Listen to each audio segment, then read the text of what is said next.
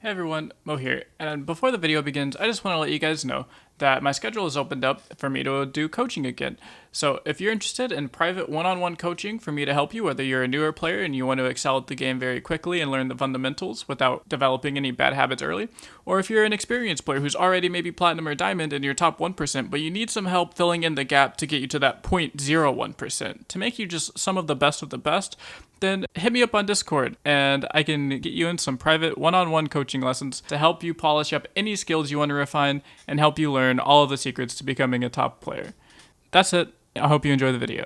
Hey everybody, Mo here, and today I'm bringing you guys 5 new and updated decks to go ahead and play in the newest expansion of Legends of Runeterra. So we have a bunch of new cards coming out. We have some cool cards. We have some Illaoi, we have Bard, we have Annie, we have Jhin. We got updates to a lot of old archetypes. We have a bunch of really cool stuff to go ahead and look at here and to really build and kind of mess around with. And I'm really excited to see what can come up out of this meta. Because we have a whole bunch of new things, we're introducing like non-regions. For instance, like Jhin, I'll give you a little sneak peek here. My favorite deck is the one I personally built all by myself. Like Jhin doesn't have an actual like region. Instead, he says you can put any followers that have a skill into your deck. So you see here, I have, does it show? Oh, it doesn't show. So I have like Shadow Isles and Freljord and Noxus and P&Z, you know. I have like all these different types of followers in here because they have the skill ability on it. So, you know, legends or champions, whatever they call them, like that's really cool new addition. On top of just, again, a bunch of cards, a bunch of cards to help benefit old archetypes. Like we have some Star Spring in there, we have some Deep in there, we have Lurk got some help, we got a bunch of archetypes got a bunch of help, and I'm really excited to see how this shakes things up and how this could reignite some old forgotten decks that maybe, you know, kind of seemed like they got power crept or kind of fell out of favor. Well, now they got some new cards, so let's see how they do, right? So before we get into the video, I just reminded people that 71% of the people that watch my videos aren't actually subscribed to me. So if you guys could do me a huge favor and click that subscriber button. I like to post content on here for LOR constantly. You know, I'm aiming for 5 videos a week. So if you really want your LR gameplay, your analysis, your meta Mondays, your logic, all that type of stuff, this is the place to get it. So click that subscribe button, turn notifications on so you don't miss anything, and let's get into these decks. So deck number 1 is going to be Bard Bandle City. Now I will admit I did not create all of these decks. In fact, I believe this deck was made, a lot of these decks, a couple of these decks were made from Wombats. So I believe this Bard deck was made by Pat, it was either Pat or Darkodius, I forgot. And then Shadox created this Illaoi, oh no, this was Darkodius list, was the Illaoi Garen. Was Darkodius list, and then I went ahead and made a new deep deck, an updated Lurk deck, and then of course my favorite, I'll save it for last, is Jhin Annie. I've gotten to play 1 game with this, and I had lethal on turn 4. So super excited to see how polished version of this deck does, and it's absolutely insane. So again, let's start off here with Bard. So Bard Fizz. The idea is that, oh, that's not Bard, that's Bird. The idea is, when I find our friend here, Bard, is chimes, right? So it says you can put any cards that plant chimes into your deck. Round start, put a chime in your deck for each Bard that started in your deck. So if the round start, you basically put 3 chimes into your deck every single round, I believe. I believe that's how this works. I haven't actually tried it yet, but, you know, should be. You get chimes every deck. So chimes, for those of you that don't know, you grant a random ally in your hand +1/+1. So what this means is you can, you know, nut off here and at the start of the game, put 3 chimes into your deck and you draw all 3 of them on the top card and a card in your hand gets +3/+3. That's like the idea nut scenario. And ideally, it gets onto either an elusive unit or a unit that can't really be blocked well, aka Fizz, a very hard to remove unit that has elusive. So that's what this whole idea is kind of abusing, is the chime like hand buff factor. So you see here, it plays a lot like Fae Aphelios, where you can give something elusive, give something double strike, stuff like that, and they'll, you know, put it onto a maybe a spell shielded unit like an Owlcat, or maybe it goes onto one of these attached units. Because if your Rainbow Fish gets buffed, or any attach unit gets buffed, it will buff permanently. Even if the unit it gets onto dies, your attach unit stays buffed even when it bounces back to your hand. So if you can get your buffs, your chimes onto one of these attached units, it goes absolutely bonkers because you just get permanently elusive, permanent buffs, and that's the whole idea behind this deck. So you got all the chime makers, you got your cheap fizz, your attached cards to go with it, some other elusives here. You see this is elusive, this is elusive, this is a card that kind of just helps you draw other spells, and you kind of just and of course you have fizz here. So that's the idea, is to get these cards kind of, these unblockable cards really big, and you kind of just like cheese them out, kind of like Fizz Aphelios right now, but with Bard. I legitimately think Bard is going to be better than Aphelios. I think this Fizz Bard deck, you want to call it Biz, like you want the business, I think this deck's going to be way better than Fizz Aphelios, and I'm honestly kind of I'm fucking scared. I'm really scared for some crazy games where it's just like, oh, I accidentally started the game with the 1 mana 5/4 fizz. Like, GG, like, go next, you know? Like, you know that's going to happen to someone in the tournament, and they're going to be salty, and they're going to go on Twitter. I'm just going to hope that it's not me that happens against. I'm going to hope it's me that gets the 1 mana 5/4 fizz on turn 1. But yeah, that's the idea behind the Bard deck. And just so you know, I will have a code to all of these decks in the description down below. It will just be a raw deck code, I believe, is what I have for these. I'll try to turn them into links as soon as I can. So for those of you on mobile, sorry if whenever you watch this when it first comes out, it's going to be on codes, but I will try and get them converted into links as soon as I possibly can. Number 2 is Illaoi. So we have Illaoi Garen. So the idea behind this deck is to really abuse your big ol' spawns, your big old tentacles. So what do tentacles want to do? They want to kind of grow and survive and be in combat and stuff like that. So what better region to help you fight and live in combat than, you know, Demacia, the combat region itself. So it has a bunch of cards here. You have like strike effects, you have golden ages for rallies, you have cataclysms.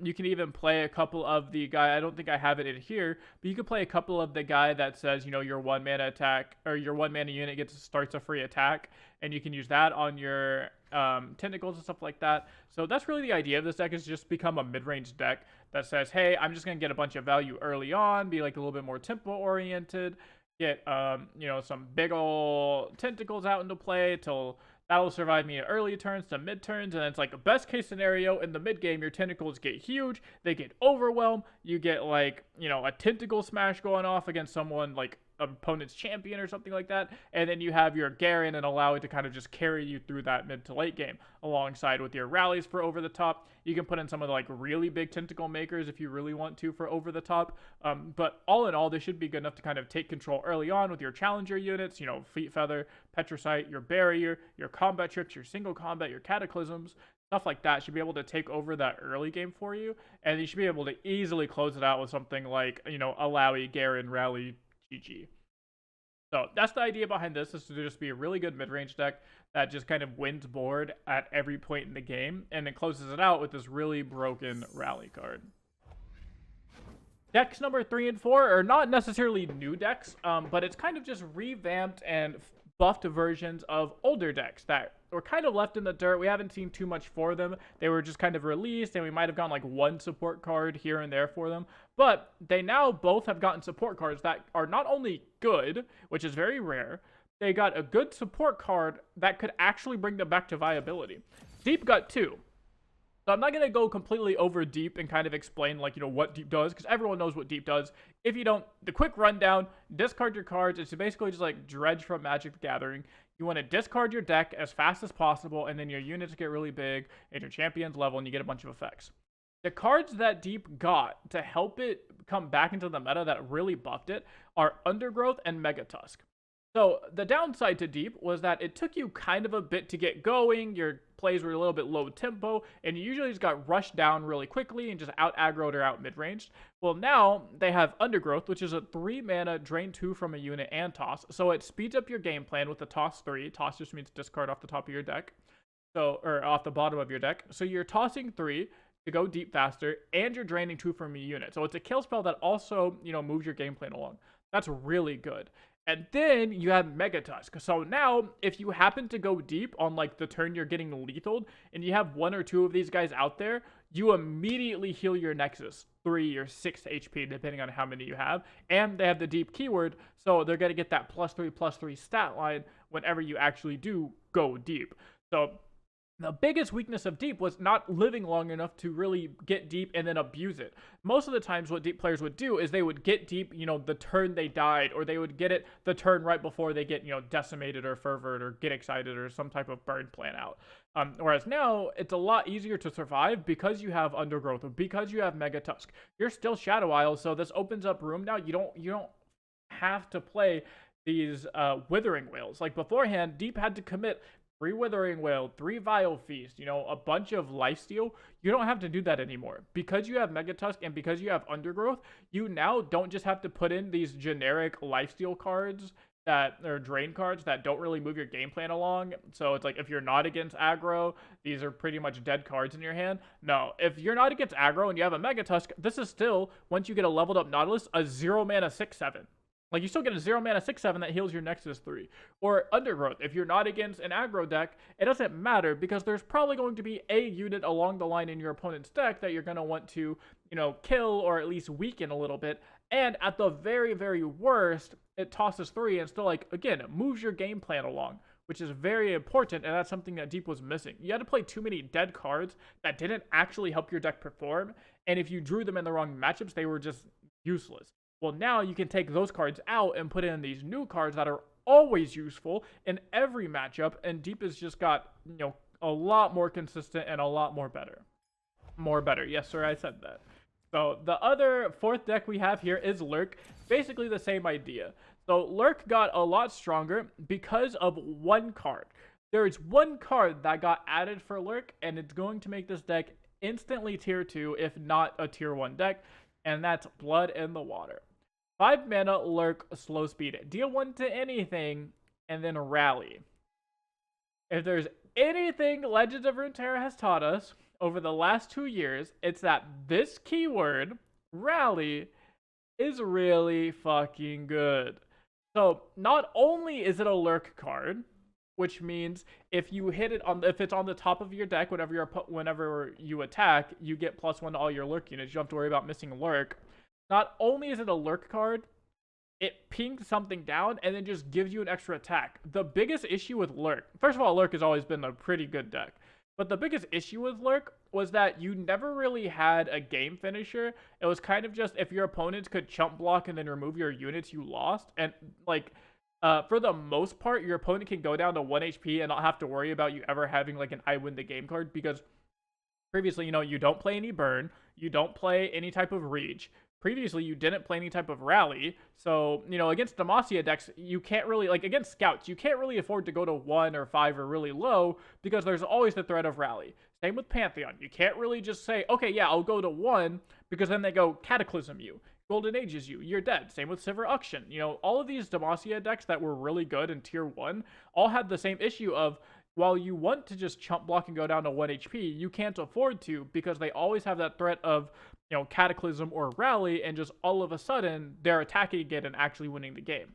Well, now, you have that threat in Lurk. You have these big Overwhelm unit, Rek'Sai turns into a big Overwhelm unit. Also, Rek'Sai's ability just says attack, grant allies everywhere +1/+0. So Lurk only triggers once a turn, but Rek'Sai's ability can trigger every time she attacks. So if you attack with Rek'Sai and hit Lurk, you give your entire team +2 attack. If you rally and you still have your Rek'Sai in play now, you give your entire team +1 attack again, and this might be enough to actually level the Rek'Sai and keep your Rek'Sai in permanently. And that is going to be a huge difference. I legitimately think Lurk is going to be tier 1. No doubt in my mind. It's going to be one of the best aggro decks. One of the best aggro swarm decks easily, just because Lurk got a really good rally here. So everything else in the deck kind of stayed the same. You basically just got to play more Lurk cards, and it made your deck more consistent in hitting Lurk, but then now it also just gave you this huge threat, this huge game closer, which is pretty insane. And the last deck we're going to go over is my favorite, is Jhin Annie.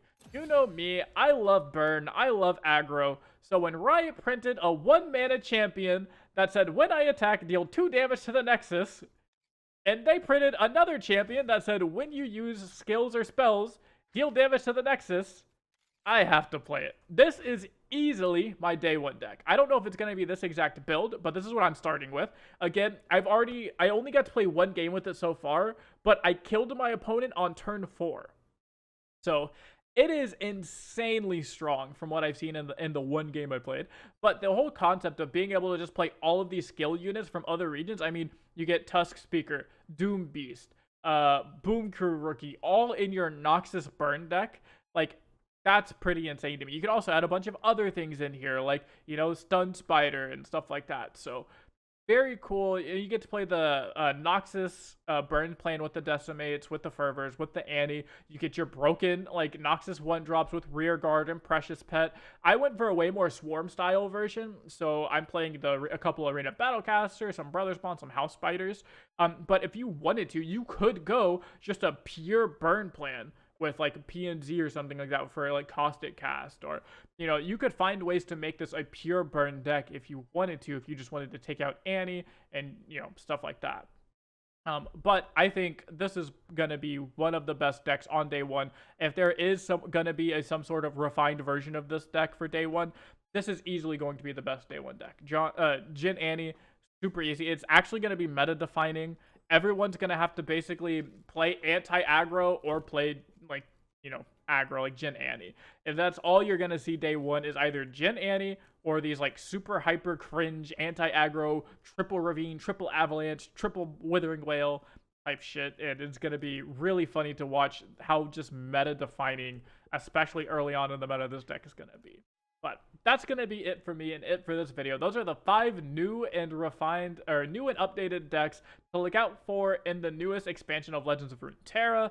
And I'm really excited for. These are the decks I'm going to be playing. Again, code to all the decks are going to be down in the description below. Make sure to go follow me on Twitch, because I'm sure I'll be streaming a couple of these games here. If not, go make sure to sub here on YouTube, because again, I'll be putting videos out here, at least 5 videos a week of all the new cards. So much new content. There's also new Path of Champions. So if you guys are interested in watching some new Path of Champions run with Jhin and Annie, if you're interested in just making, you know, deck guides and more videos or meme videos, let me know in the comments down below what type of decks you guys want to see, and let me know what decks you've been brewing with, what champion combination you've been brewing with. You know, I'm sure I didn't cover everything. What are you putting Illaoi with? What are you putting Bard with? All that stuff, put it down in the description below. Put it down in the comments so I can look at it and maybe steal some of your ideas for a YouTube video. Don't worry, I'll credit you if I do.